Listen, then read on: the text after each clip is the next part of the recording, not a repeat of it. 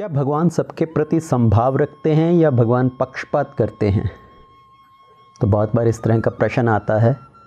लोग कहते हैं कि इस दुनिया में कहीं बहुत सुख है, कहीं बहुत दुख है, कोई बहुत गरीब है तो कोई किसी के पास बहुत अधिक धन संपत्ति है। ऐसा प्रतीत होता है जैसे किसी को पुरस्कार मिल रहा हो और किसी को बेवजह दंड मिल रहा हो। तो क्या वास्तव में भगवान समभाव हैं या पक्षपात करते हैं? वास्तव में देखा जाए तो भगवान सभी के प्रति समभाव रखते हैं। भगवान सभी की ज़रूरतों को पूरा करते हैं। हमारे जीवन की जो आवश्यकताएं हैं, जल, वायु, अग्नि, भगवान सभी को एक मात्रा में एक उपलब्ध करवा रहे हैं। जैसे सूर्य का प्रकाश है तो सूर्य का प्रकाश सभी के लिए उपलब्ध है। पर अगर कोई व्यक्ति अपने घर में बैठकर सब दरवाजे खिड़की बंद कर ले और उसके घर में सूर्य की किरणें भी ना पहुंच पाएं, तो इसमें दोष किसका है? भगवान सभी को प्रेम करते हैं, सभी के लिए समभाव रखते हैं।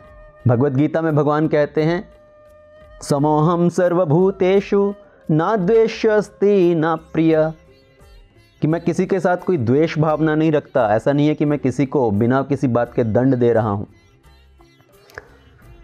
जैसे एक पिता है, उसके 3 पुत्र हों, 2 पुत्र किसी अन्य स्थान पर, किसी अन्य शहर में अपने परिवार के साथ रहते हैं। वो अपने माता पिता के साथ कुछ ज़्यादा तालमेल रखना नहीं चाहते, उनसे कुछ शिक्षा प्राप्त नहीं करना चाहते, उनके प्रति कुछ सेवा भाव नहीं रखते। तो माता पिता उनको कहते हैं, आप जहाँ भी हो आप सुखी रहो। पर जो तीसरा पुत्र है वो कहता है कि मैं तो अपने माता पिता के साथ रहूँगा, उनकी हर आज्ञा का पालन करूँगा, उनकी सेवा करूँगा। तो उस तीसरे पुत्र के प्रति माता पिता का विशेष स्नेह है। तीनों पुत्रों को माता पिता प्रेम करते हैं, पर तीसरे पुत्र के प्रति जो उनके पास सेवा भाव रखता है उसके साथ उनका विशेष प्रेम है। तो उसी तरह से भगवान सभी के साथ समभाव रखते हैं, पर भगवान को अपने भक्त अत्यंत प्रिय हैं। तो श्रीमद् भागवतम में परीक्षित महाराज ने भी सुखदेव गोस्वामी जी से यही प्रश्न पूछा कि ऐसा प्रतीत होता है भगवान जो दैत्य हैं, जो राक्षस हैं, उनको हमेशा दंड देते हैं, उनका वध करते हैं, और जो देवता हैं उन लोगों का हमेशा सहयोग करते हैं। तो ऐसा भेदभाव भगवान क्यों करते हैं? तो सुखदेव गोस्वामी जी ने उसका उत्तर दिया कि भगवान किसी के प्रति द्वेष की भावना नहीं रखते, भगवान सभी के प्रति समभाव रखते हैं।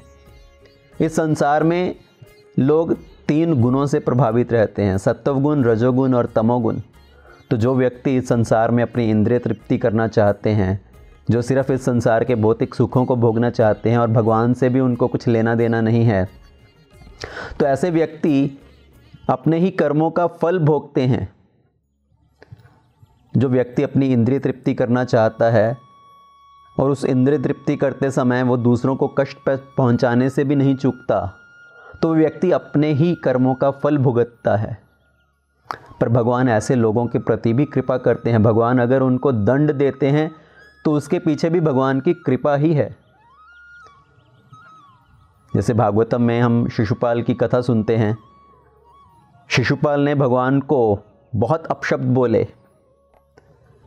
इतना उनको भला बुरा बोला, और जब भगवान ने अपने सुदर्शन चक्कर से शिशुपाल का गला काट दिया तो शिशुपाल के शरीर से उसकी आत्मा निकलकर भगवान के चरणों में विलीन हो गई। और जब युधिष्ठिर महाराज ने ऐसा देखा तो उनको बड़ा आश्चर्य हुआ। तो युधिष्ठिर महाराज ने नारद मुनि से पूछा कि ऐसा कैसे हो सकता है? ये व्यक्ति जो इतना पापी है, इतना दुराचारी है, इसने भगवान को इतने अपशब्द कहे, इतना उनका अपमान किया, फिर भी उसको इस तरह की मुक्ति प्राप्त हुई। तो उस समय पर नारद मुनि युधिष्ठिर महाराज को क्या कहते हैं कि भगवान की असीम कृपा है। भगवान जब इन राक्षसों का दंड देते हैं, उनका वध करते हैं, तो इससे भी उनका ही उद्धार है। इसलिए भगवान क्या कहते हैं, ये यथा माम प्रपद्यन्ते ताम तथैव भजाम्य हम। जो मेरे प्रति जिस तरह का भाव रखता है, जिस तरह से वो मुझे समर्पित करता है, मैं उसके साथ उसी तरह का आदान प्रदान करता हूँ। क्योंकि शिशुपाल ने चाहे भगवान को गालियाँ ही दी, पर वो उनको हर समय याद कर रहा था, इसलिए उसको ये सद्गति प्राप्त हुई।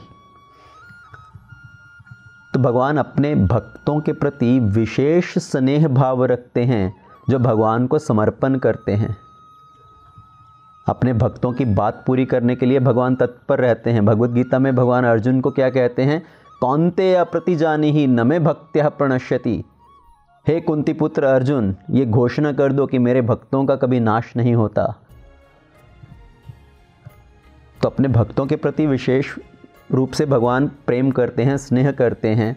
उनकी बात को पूरा करने के लिए भगवान कुछ भी करने के लिए तत्पर रहते हैं। यहाँ तक कि भगवान अपना प्रण तोड़ने के लिए भी तत्पर रहते हैं। जब प्रहलाद महाराज ने हिरण्यकशिपु के पूछने पर कहा कि भगवान इस खंबे में भी हैं, तो अपने भक्त की बात को सत्य साबित करने के लिए भगवान उस खंबे के अंदर से प्रकट हो गए। सत्यम विधातुम निज भृत्य भाषितम स्तंभे सभायाम न मृगम न मानुषम। तो अपने भक्त की बात को सत्य साबित करने के लिए भगवान उस खंबे के अंदर से नरसिंह रूप में प्रकट हो गए। और वो नरसिंह रूप कैसा था? आधे जानवर के रूप में और आधे मनुष्य के रूप में, आधे सिंह के रूप में, आधे मनुष्य के रूप में। तो ये भगवान की विशेष कृपा है। और अगर हम भगवान की ये विशेष कृपा प्राप्त करना चाहते हैं तो हमें क्या करना चाहिए? हमें भगवान के साथ अपना संबंध स्थापित करना चाहिए। हमें भगवान के संपर्क में रहना चाहिए। उदाहरण के लिए, अगर एक व्यक्ति अपने टेलीफोन टावर से बहुत अधिक दूरी पर है तो उसको अधिक सिग्नल प्राप्त नहीं होगा। जितना वो उस सिग्नल से दूर जाएगा, जितना उस टावर से दूर जाएगा, उसका सिग्नल उतना ही वीक होगा। तो उसी तरह से जितना हम भगवान से दूर रहेंगे उतना हम भगवान की कृपा से वंचित रहेंगे। जैसे जैसे हम अपने आप को भगवान के साथ जोड़ते हैं वैसे वैसे हम भगवान की कृपा का पात्र बनते हैं। और भगवान के साथ जुड़ने का माध्यम क्या है?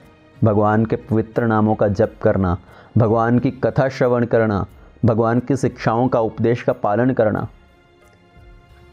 तो ऐसा करने से हम भगवान की कृपा प्राप्त करते हैं। कृपा का अर्थ क्या है? कर और पा।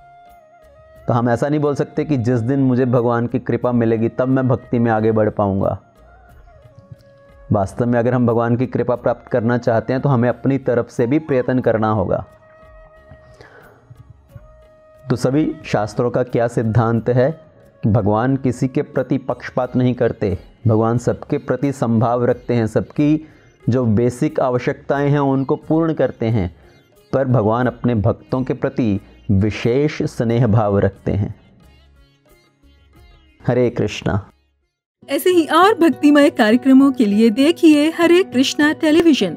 और इसे प्राप्त करने के लिए आप अपने केबल अथवा DTH ऑपरेटर से संपर्क करें तथा और अधिक जानकारी के लिए आज ही डायल करें 7666 839 839।